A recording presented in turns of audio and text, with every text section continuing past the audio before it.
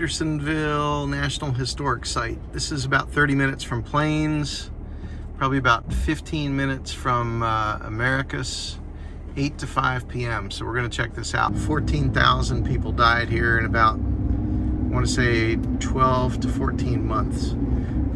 Dysentery, disease, they die from exposure to the elements. It was a bad, bad place. And from what I understand, President Grant declined to trade prisoners with the South. So maybe we'll learn a little bit more about that today. So we figured we'd try to hit the visitor center. And with COVID, I don't know if it's open or not, but we shall see. Buildings are closed because of COVID, but apparently the site is open. There's probably some sort of self-guided type thing that maybe we'll go ahead and do. Karen's opening up the official Andersonville layout and map. Well, the parking lot's empty, so maybe there's benefit like traveling to places with COVID, because the exhibit, which is the field, is behind the National Prisoner of War Museum. Andersonville is cleared of trees, and there are several exhibits within the grounds of the actual field, the prison camp. And this was literally under the stars. You see here in this map, the little earthworks are here, the mounds that are still here. The structures are not. Although there were not a lot of structures. The depiction of people, it was packed. They were on top of each other.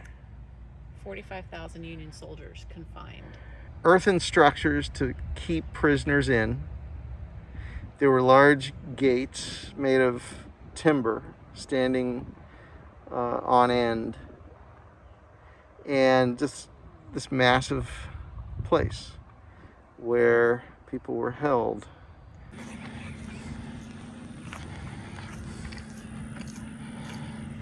It's Providence Spring.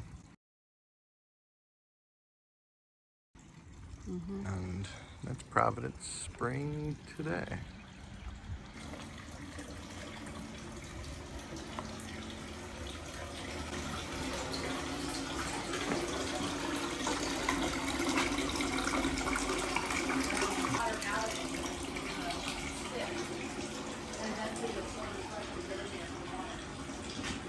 This is when they dug it up. Yeah, it's the archaeological find. That's how they knew how to put them all in. Placed exactly where the old one went. So all that timber is still under the ground in most areas.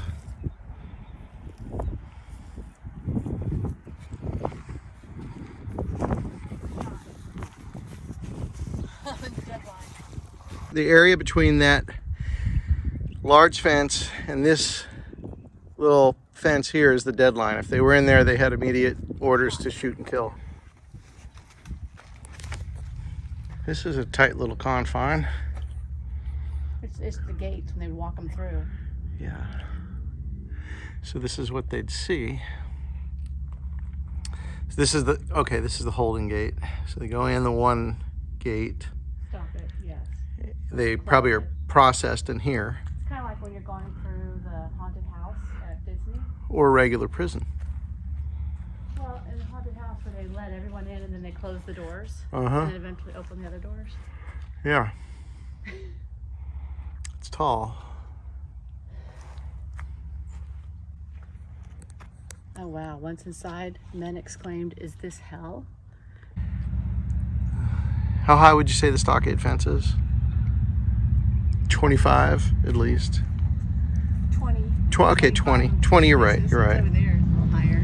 And you can see the stream, the marshy area that the stream comes from. And it would travel. There's Providence Spring. Spring would travel over to that other area way in the distance, right there. But this is so expansive.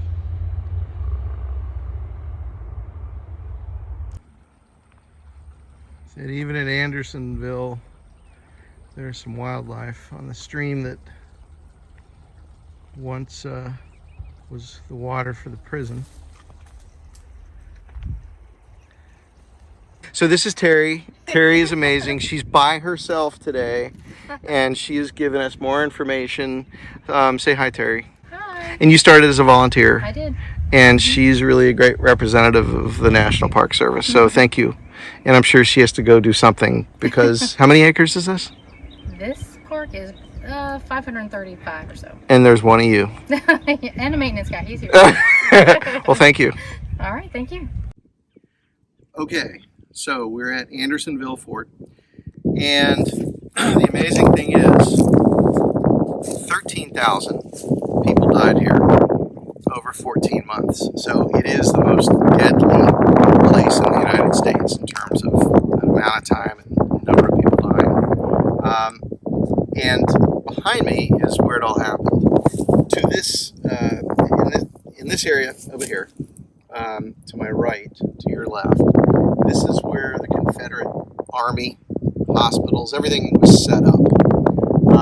They could basically oversee the camp. The camp basically went from that little corner of a stone column right at the edge of the road there, all the way over to that column, way at the end of the road, over to the stockade, the wooden stockade reconstruction, and then back more or less to the final brick column. It's going to be probably, I'm guessing, 4 to 6 football fields. That's where all these people were staying, either in tents or exposed to the elements. And that's where these folks died. So it's really quite an impressive area to keep people, really horrific conditions. I definitely think if you're interested in this type of thing, you should do some research on Andersonville. Now we're going to go into Star Fort, which is behind us. And the camera person, we want to make sure she doesn't fall over the parking thing there. But it is the earthen works. It's an old-time fort that was made out of the earth, just moved around. Star Fort is not as impressive as a St. Augustine or some of the other forts around the country that were made of stone or brick. This fort was earthen works that had been eroded. Before Mother Nature took care of things, it wasn't as golf course-like. The edges were crisp, and it was engineered to stop attackers. And you can see where some of the cannons were. Andersonville was a prison that the Confederates had to hold Union soldiers, and thousands of people died here. There's a stream that runs through the prisoner site, and there were large barricades to keep people in. And basically, from what I understand, the stream at the far end where the water came through the site was clean, and towards the end of the site it was used for refuse, trash, and basically it's where a lot of the prisoners would bathe and probably use the bathroom. Something had to be done to control the lawless gangs. Prisoners grouped together, forming the Regulators, an unofficial police force. With the cooperation of Captain Henry Wers, the Regulators finally gained the advantage, capturing many of the raiders. The 6 ringleaders were singled out and tried by a jury of 24 Union sergeants. A prisoner acted as counsel for the defense. Captain Wers provided books of law to ensure the fairness of the trial, and proceedings of the trial were recorded. Wow. Found guilty, the 6 were hanged on July 11, 1864. A hodgepodge of shelters as simple or elaborate as the builder's imagination and resources existed. Blankets, tent halves, and bits of clothing were fashioned into crude lean-tos. Wow. These shebangs, as the prisoners called them. Robert Kellogg, a prisoner from Connecticut, called in his memoirs. The work of completing a tunnel had been silently going on, and we hope to be successful in keeping it from the peering eyes of the rebels. In some way, they discovered it. For the Reb quartermaster came in with men and the necessary implements and filled up the place, thus blasting one more hope. Please continue your tour to stop number 8 at the parking area ahead on your right. These watchtowers, I guess, were all over the place along this thing.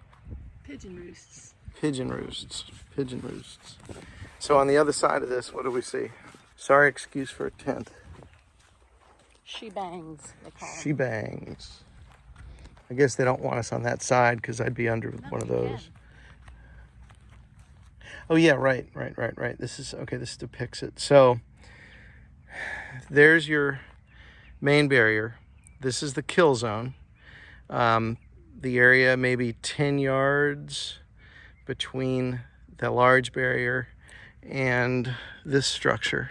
And the guards were allowed to shoot immediately. Yeah. And these were the she-bangs, which were the tents that they were offered. And like, they are really small. It looks like people probably get in these things all the time. As you can imagine, you can't get more than maybe one person in. I'll show you real quick. Oh my Lord. There's like a little kid's fort. Yeah, You I'm know, not what you even would gonna get in expect 'cause I a don't want to kid. get too dirty. It's what you would expect a kid to make. Yeah. So you might keep some elements off of you. And that's But it. yeah, it's rudimentary. There's nothing really to it. No, and sticks. This was Andersonville. Kind of come to the end. We started at that closed museum right there. Prisoner of war. Prisoner of War Museum. And we had a pretty good time. It's really easy to navigate on your own. The paperwork they give you is pretty good. And There's an audio tour. the audio tour, which helped navigate this poorly edited and put together video by an old guy who shouldn't be doing YouTube videos. You do just fine. Thank you. So there you go. This is Andersonville. It's hard to imagine the amount of deaths here, the amount of people. Yeah, National Memorial. It's so quiet and serene right now. It's hard to imagine what it was like. Yeah.